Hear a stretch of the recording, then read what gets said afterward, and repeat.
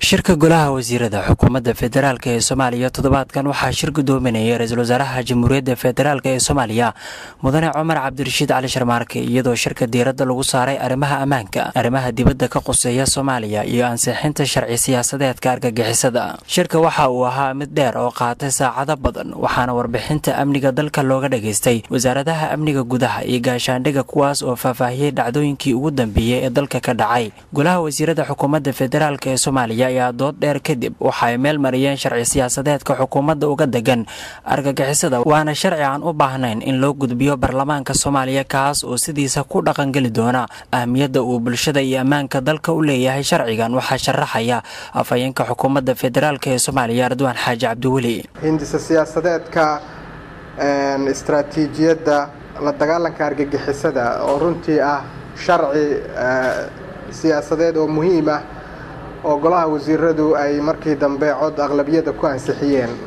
maadaama uu yahay hindiso sharciyeed, dabcan baarlamaanka uma baahna in loo gudbiyo, sidiisa ayuu ku dhaqan geli doonaa. waxaana uu yahay sharcigan mid baahi aad iyo aad u fara badan ay u qabtay dadka Soomaaliyeed iyo dowladda Soomaaliyeed intaba. haddii aan wax yar idinka taabto ujeedada iyo ahmiyadda uu leeyahay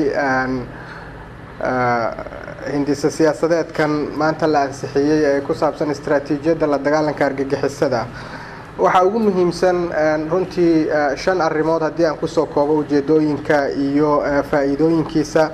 midda koowaad waxa ay tahay sidaad la socotaan dagaalka lagula jira argagixisada waxa u baahan yahay in dadka iyo dowladduba ay wajahaan.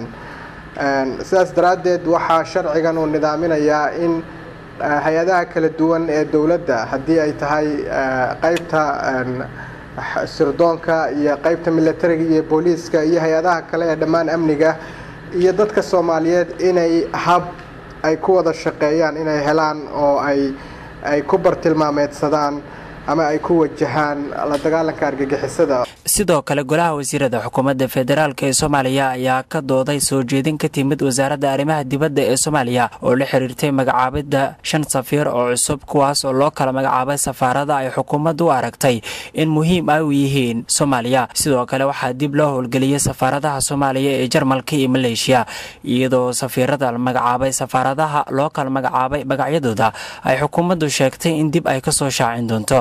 golaha wasiirada waxaa kaloo ugu muhiimsan oo maanta ay dib u howlgeliyeen 3 safaaradood oo horey loo xiray oo ay ka mid tahay safaaradda Jarmalka, safaaradda Malaysia iyo safaaradda Burundi. waxaa kaloo iyana la howlgelin doonaa hadduu Ilaahay idmo safaaradda Faransiiska oo howlaheedii dib u bilaabi doonta. golaha wasiiradu waxaa kaloo maanta ay ansixiyeen magacaabista 5 danjirayaal oo Soomaaliya ay yeelan doonto. 5 safiir ee golaha wasiiradu ay magacaabeen ee la ansixiyeyna waxay kala yihiin Jamaal Xasan, Jamaal Barrow, Fatima Insaniya, Khadija Al-Makhzumi iyo Daahir Gele. marka waxaan rajaynaynaa in runtii magacyada iyo safaaradaha ay ku qoran yihiinna ay dib loola socodsiin doona hadduu Ilaahay yiraahdo warbaahinta.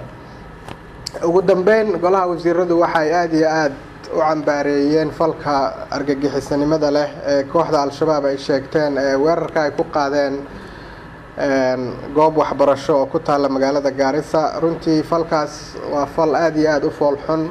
golaha wasiirada shirkooda inta uu socday ayaa lagu soo hadal qaaday xaaladda dadka Soomaaliyeed ee qaxootiga ku ah waddanka Yemen oo ay dagaal ka socdaan, iyadoo arinta dadkaasina wasaaradda arrimaha dibadda Soomaaliya ay u magacaabday guddi gaar ah oo ka shaqeyn doona sidii dadkaasi wax loogu qaban lahaa. arrimaha dalka Yemen runtii saad la socotaanba dhibaatooyin ayaa ka jira dalka Yemen.